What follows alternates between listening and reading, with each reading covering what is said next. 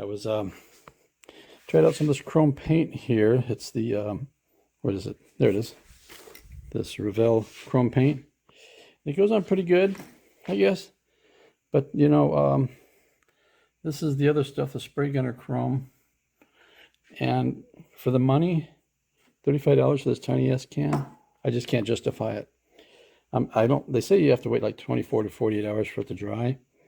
And I didn't put any clear coats or anything behind this. I just sprayed it right on the enamel primer, which I think it doesn't like too much because it doesn't come out as smooth. So probably an acrylic clear would be better.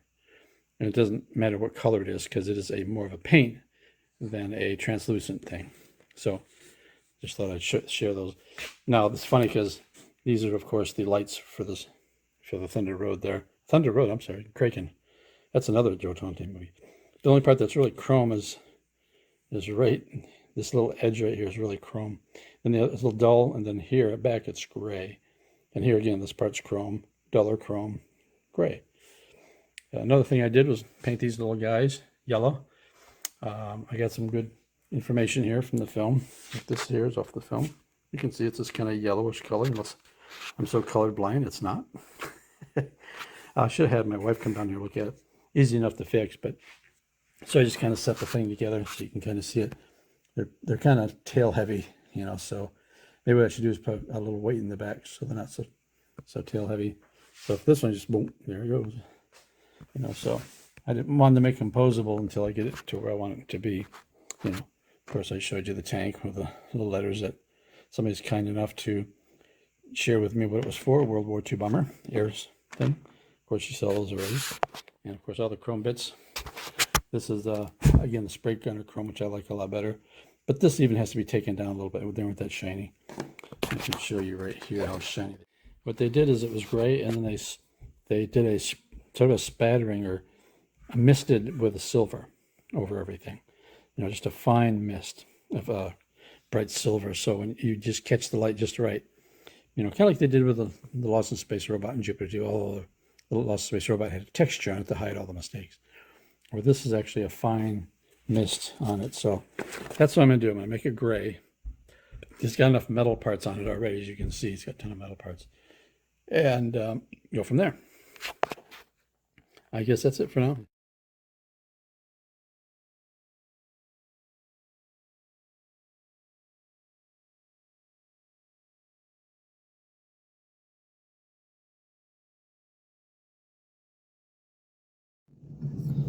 Some of you might remember these little things that I made, but they were static. They didn't move or anything, which I started thinking, well, what if I want to look inside here? I'm not going to be able to look inside to see the wonderful detail that they did.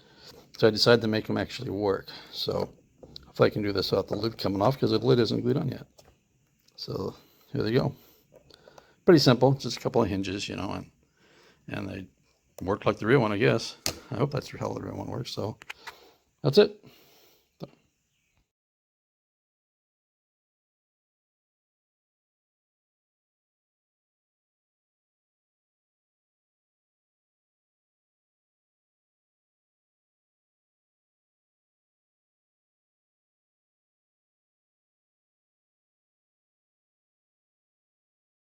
I started doing lighting yesterday. Got the all the spotlights set up and wired up. I added these little frames to the front, these little rings, because I imagine this is supposed to be a deep sea submersible, so they'd have some sort of rings on it to protect the lights pressure from the pressure. So I'll turn it on for you real quick. End up using warm white LEDs for two reasons. One, I didn't have any cool whites in 5mm, and I'm impatient to get it done. So one's in the back, the other one's on the body here. There's those there. Those they're wired up too, but they're just not ready to go yet. And even this little control panel also works, but it's not. You know, I have to see if I can hook it up for you real quick, providing the grabbers are grabbed such a skinny ass little wire.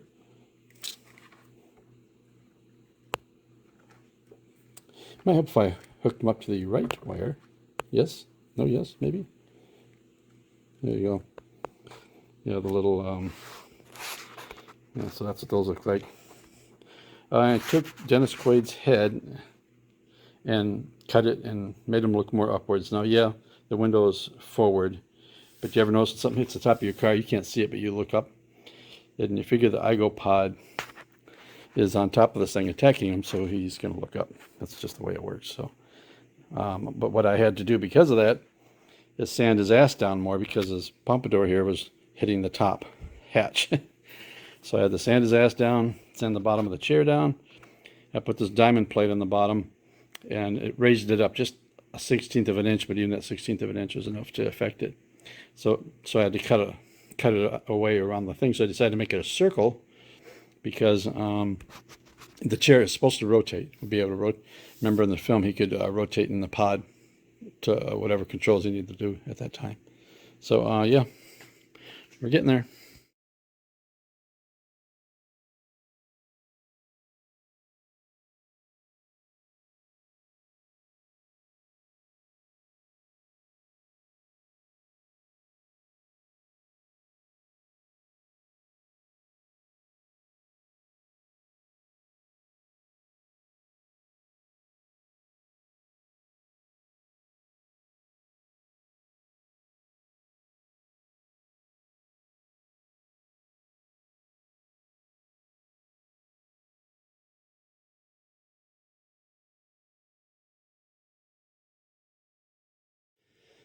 Yeah, moving right along with the KRAKEN.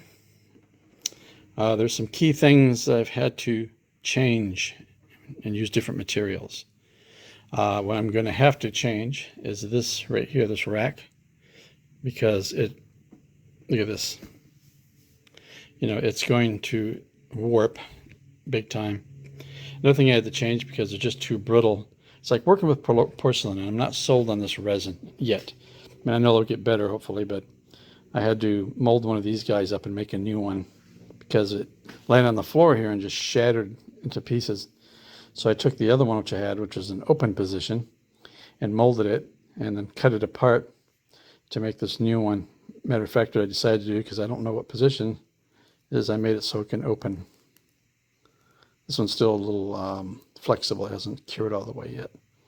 So this would be a good thing to have to make it so I can position it, because the one in the back has to be closed a little bit. Actually, they both have to be closed a little bit, because one of them is grabbed onto the back of, well, his throat. You know, it's pinched onto a piece of his throat skin while he's fighting Igo.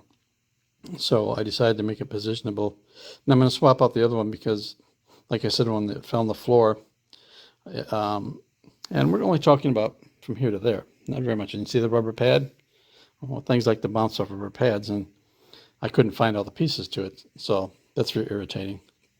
The other thing I had to replace was this back wall for this piece, because the other one was warping like crazy. Just would not stay where it would not stay put. So yeah, that's some of the stuff is very, very concerning in that way. So obviously I'm still working on it. It's not closed up yet. I take these things off of here if I can stop dropping them, and made it to where for now, because I'm not done with it, let's move some of the stuff. God damn it, you've got to fix that thing. Oh yeah, there's one of the arms that shattered right there. Yeah, a little part came off there. Still working on the interior, as you can see. To move this out of the way. And that's all lit up and ready to go. So I'm getting ready to do the other side. Put some diamond plate on the floorboard. Another little tidbit I'm running into, he has these little pedal things here, which will glue down into here, like down in here like so. Oops, sorry. That fits in there like that. So I decided to do that with this chrome paint as well. There's lots of little bits that I did this morning that had to be chrome plated. This tank here, and then I dulled it down, although it looks a little dark, oddly enough. And then, of course, the back wall will fit in here like so. That's how the back wall sits. And then you got some wires and stuff to run. The suitcase is in place down there.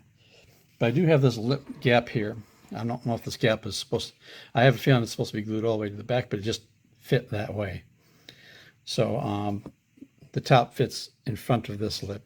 So do I bother? I mean, the way it fits, it just doesn't seem like there's any give to fixing it, to straightening it out. So what I might just do is put a little piece in here and put a, I don't know, maybe a little doodad or some wires or something.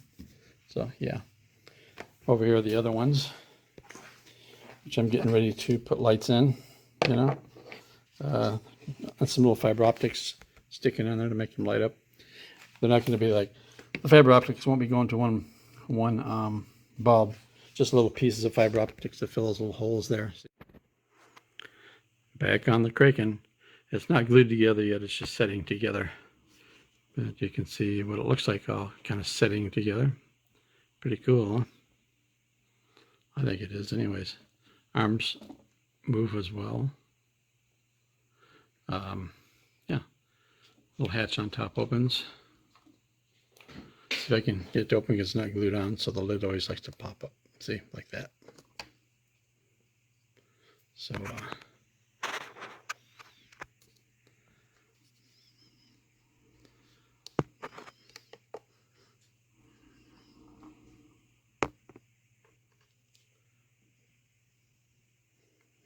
on the back side there, detail. Plenty of little doodads to put on it yet. Well, a couple little parts there and whatnot. But yeah, getting there. Okay, to start. Now some of you have seen some of the lighting, but I went ahead and finished the joystick there, lit that up, as well as this panel here. It's got all the LEDs in it. I know you've seen the other lights on it. I've also put all the tiny little wires and things over here. It's got all these it has these clear cables, you know, hydraulic cables, even going to these little guys for the hatch, see? So I added them, of course, as well as that. So what I ended up using was just fiber optic, because it's clear, it's thin, it's bendy, so why not, right? So that's what I ended up doing. I had some this thinner wire that I used. Like that here. Of course, you can't find it now. This thinner wire running to the engines, I decided to replace it with this braided hosing that you can buy for cars and stuff like that. And so I used 2.0. 2.6 is a little hefty. Because I've never used the stuff, so I have no idea what that would be. Because 2.6 millimeters means nothing since I don't know metric. I have to see it in my visualist. So yeah, I use that for there and a few other places. Although the rest of this is that spring. Sorry, is the spring steel stuff. So it's got a little, you know, it's got some ribbing to it. But I don't know if I can get the camera close enough so you can see it. But anyways, yeah. Another thing I'm going to change out. Let me get rid of these first. That's all the way. I'm going to change out. See, I put spring right here, right? You know, so it could bend. The problem is that the spring is so tense that I can't get them to fold down all the way without them going, you know, whip like that. And I don't want that. So I'm going to switch them out. I just came up with this idea. I used them before. These little RC elbows, you know. And popping the springs out won't be easy. Won't be hard at all. Easy. So, you know, and I'll just run the elbows into the pipe in here and into the pipe there, and it shouldn't be a problem. So yeah, no, should go pretty quickly. Other than that, yeah, that's where we're at. I have some wire that I painted silver. Those are for the mandible lines going into it. Yeah, so let's see. Boink, see, I'll go straight out. And this guy still opens and closes. See, and this one, as you know, has a. No, you don't know. Maybe I noticed in pictures that they had. Let me see if I rotate this up. There's one arm, the one with the C clamp, as I like to call it, has this one actuator here. This one doesn't have it on there. And so I ended up doing, I'll show you the picture here, hopefully. Yeah, here we go. I noticed it on the miniature here. Yep, reflection, of course. There. Try again. I noticed it on the reflection right here. Oh, there it is, yeah. And of course, as well as these on the outside, which don't come with a kit. It could be because they didn't have all the information they needed at the time when they made this. That shouldn't deter you from buying this model. It's still an excellent kit. Me, I'm just such a fan of this particular vehicle that I like to go a little bit above and beyond with certain models, like I did my Resin, you know, and yeah, so that's what's happening with this.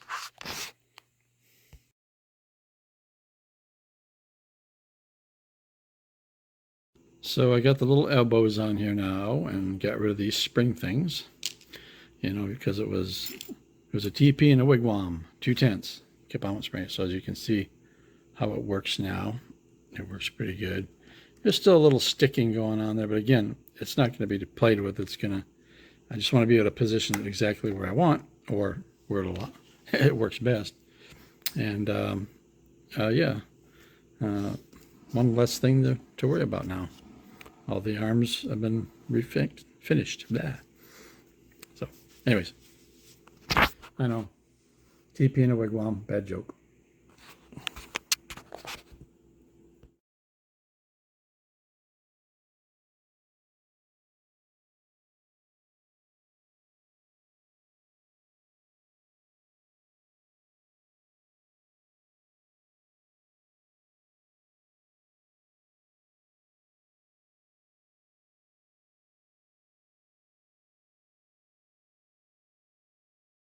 So here's the back panel, all pretty much wired up.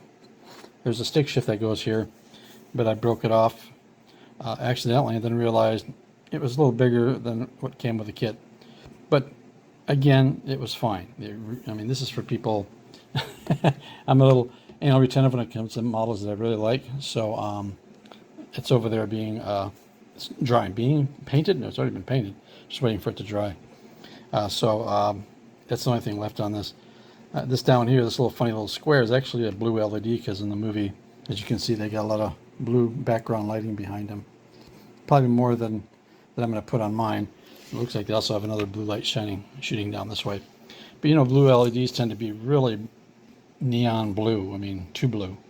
So I put this little piece of resin, and it's just it bleeds through that resin pretty good, so it tones it down a little bit.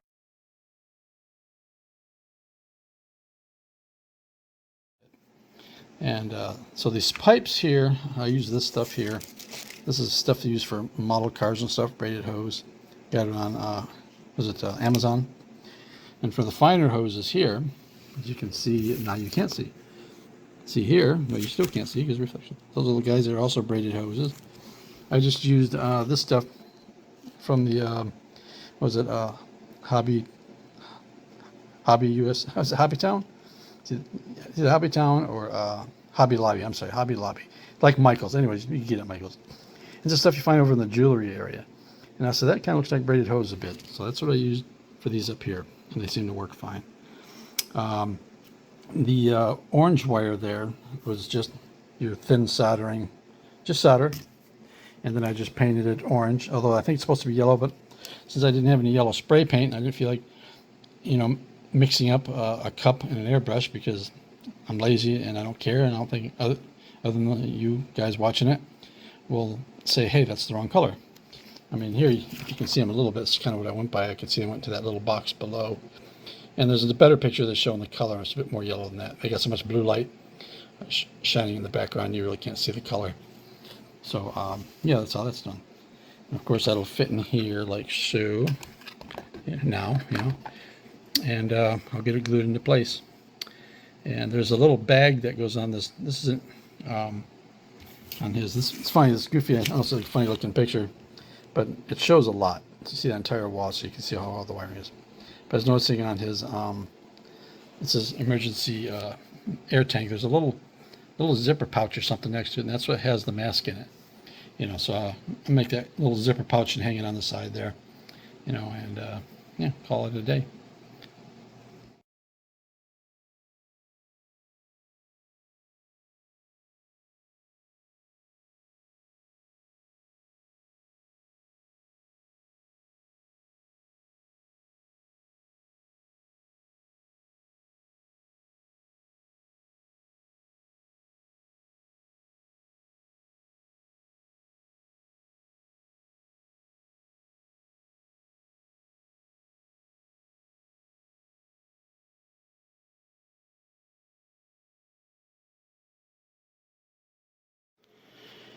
Well, the exterior parts are pretty much on now. All the cables are on, the manipulator cables. The only problem with these, I think they're a little thicker than they should be, but I can live with it. Looks like they just look like they're stronger cables, and let's face it, these things do lift a lot of weight. I also added this little bit of crazy hosing, whatever they did here, with a little peacock switch on, or whatever that is. Petcock? Yeah, not peacock. You know, and of course got everything else wired up here. Use some of that braided hosing for the harpoon. What I did do, which wasn't on any of the models or even on the live action, but this is just my own little personal touch, was adding cables to the rear manipulator arms. It didn't have any on them whatsoever, not like the front. Now, to me, it seems to me they're all the same manipulator arms, so they should all have cables. So I've decided to run it under there, and I'll put one of those, you know, what they call it, like a V8 engine spark plug wire things to hold these together. Just like here, I haven't done that yet. Just got to put those things on there. Shown here, you can see that they're very thin right there. So yeah, you can see how thin the wires are. My mistake, but I'll live with it, you know. Only you and I know now. Of course, the interior is pretty much done. Just decided to put, I need to put another light inside here to shine down on him. It just needs it. He even has them. Has like 5 little ones there, but I'm only going to put one because I don't want to overlight it. Then you won't see any of the panels and stuff light up inside there. So that's important, you know. So yeah, that's pretty much the exterior, minus the little spark plug organizer things, plug wire, whatever you call them. And that's it so far.